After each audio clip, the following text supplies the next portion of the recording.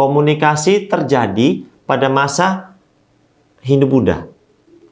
Nah ini ya, masa Hindu-Buddha teman-teman. Nah, komunikasi dalam bentuk tulisan pada masa Hindu-Buddha itu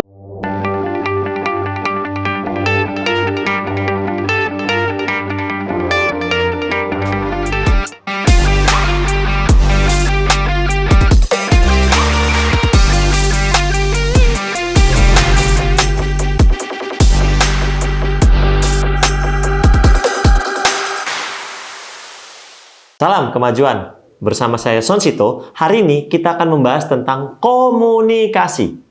Ya, teman-teman, komunikasi adalah cara seseorang untuk mengungkapkan isi pikiran seseorang kepada orang yang lain.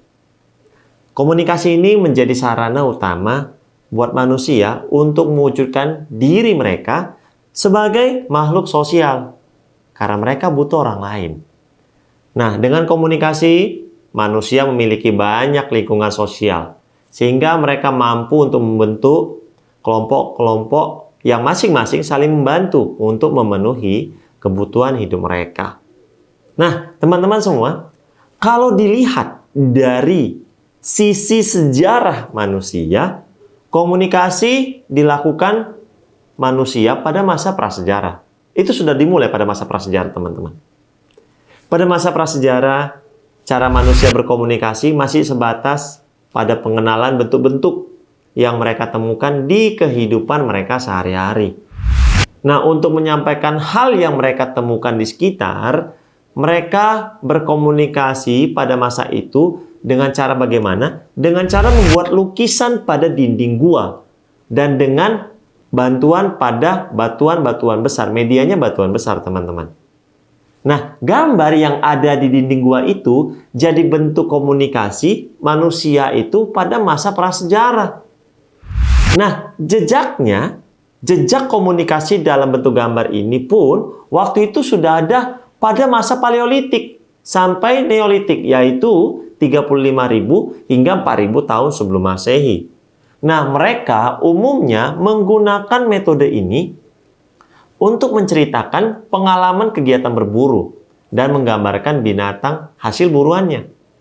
Jadi mereka berburu, oh yang dapat itu ini, gitu ya. Selain itu, para ahli menduga bahwa tujuan manusia membuat lukisan di dinding gua itu adalah untuk memberitahu orang lain tentang hewan yang aman untuk dimakan. Ya, itu dugaan ahli. Nah, metode ini melibatkan pembuatan pewarna alami yang umumnya didapatkan dari menumbuk buah-buahan atau tumbuhan. Mereka memakai batu arang untuk menghasilkan warna hitam, sedangkan untuk warna-warna terang seperti kuning dan merah, mereka menggunakan bahan-bahan alam yang mengandung besi oksida. Nah, semua pigmen warna ini dicampur dengan lemak untuk mengikat warna. Nah, setelah itu mereka akan menggunakan campuran warna ini pada dinding gua. Ya. Nah, perkembangan selanjutnya, komunikasi terjadi pada masa Hindu-Buddha. Nah, ini ya, masa Hindu-Buddha, teman-teman. Nah, komunikasi dalam bentuk tulisan pada masa Hindu-Buddha itu terjadi setelah penemuan 7 buah yupa atau prasasti di Kalimantan Timur yang berasal dari kerajaan Kutai, atau yang kita kenal sebagai Kutai Kartanegara. 7 yupa ini bertuliskan huruf Palawa dan berbahasa Sanskerta.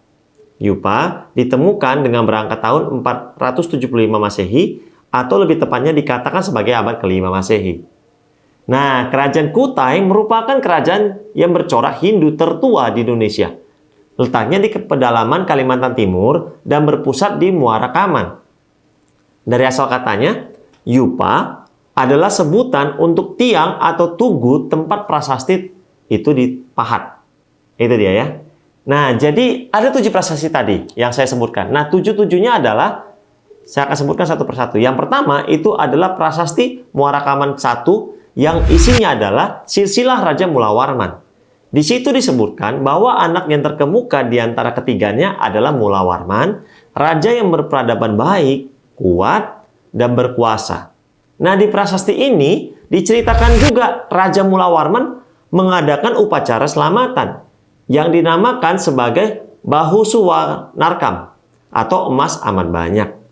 Itu yang pertama. Yang kedua, prasasti Muarakaman II yang isinya adalah persembahan Raja Mula Warman kepada para Brahmana yang kalau diartikan maka menyebutkan bahwa Sri Mula Warman sebagai raja mulia dan terkemuka atau terkenal telah memberikan sedekah berupa 20.000 ekor sapi kepada para Brahmana yang seperti api di tanah suci Waprakeswara. Itu yang kedua. Yang ketiga, prasasti Muarakaman III yang berisi kebaikan budi dan kebesaran Raja Mula Warman, raja besar yang amat mulia dengan memberikan sedekah yang berlimpah. Para Brahmana mencatat pemberian Raja Mula Warman dengan mendirikan yupa sebagai tanda peringatan. Nah, yang berikutnya, prasasti Muarakaman IV ditulis dalam 11 baris tulisan di atas tugu batu. Namun sayang sekali, prasasti ini sudah aus sehingga tidak lagi bisa dibaca. Yang kelima, prasasti Muarakaman V berisi cerita para Brahmana yang menjadi peringatan atas 2 sedekah yang diberikan oleh Raja Mula Warman. Tertulis bahwa Raja Mula Warman memberikan segunung minyak kental dan lampu malai atau kelopak bunga. Kemudian yang keenam, prasasti Muarakaman VI isinya adalah seruan selamat bagi Sri Raja Mula Warman yang termasyhur karena telah memberikan persembahan kepada para Brahmana. Persembahan itu berupa air, keju atau gerta, minyak wijen, dan 11 ekor sapi jantan. Nah, yang terakhir, prasasti Muarakaman VII berisi cerita tentang Raja Mula Warman yang berhasil menaklukkan raja lain, seperti Raja Yudhistira. Selain itu, masih tertulis adanya upacara yang dilakukan Raja Mula Warman serta pemberian berbagai jiwadana atau persembahan untuk kesempurnaan jiwa. Nah, dari bukti arkeologis tadi teman-teman, 7 buah yupa itu kita yang hidup pada saat ini bisa mengetahui kondisi masyarakat yang ada pada saat itu dan bagaimana pola hidup mereka pada waktu itu. Nah, tujuannya apa teman-teman? Tujuannya ini untuk mengingatkan kita betapa pentingnya kita menjalin komunikasi yang benar dan jelas di antara sesama manusia, di antara saudara kita atau teman-teman kita, supaya tidak menimbulkan konflik dan pertengkaran. Karena sejatinya ketika kita bisa merawat komunikasi dengan baik, maka kita pun bisa semakin mempererat tali silaturahmi. Mempererat tali silaturahmi menjauhkan kita dari kehancuran atau menjauhkan kita dari hal-hal yang tidak baik. Maka yuk, mari kita sama-sama merawat komunikasi kita. Kita menjaga cara kita berbicara. Kita menjaga bagaimana kita bisa menghargai orang lain. Kita menjaga bagaimana kita bisa menghormati orang lain. Sehingga ketika itu bisa terjadi, kita menambah saudara kita, kita menambah relasi kita menambah orang-orang yang dekat dengan kita, sehingga hidup kita pun bisa menjadi lebih baik. Maka, buku kita adalah buku bersama. Jangan lupa dibaca ya.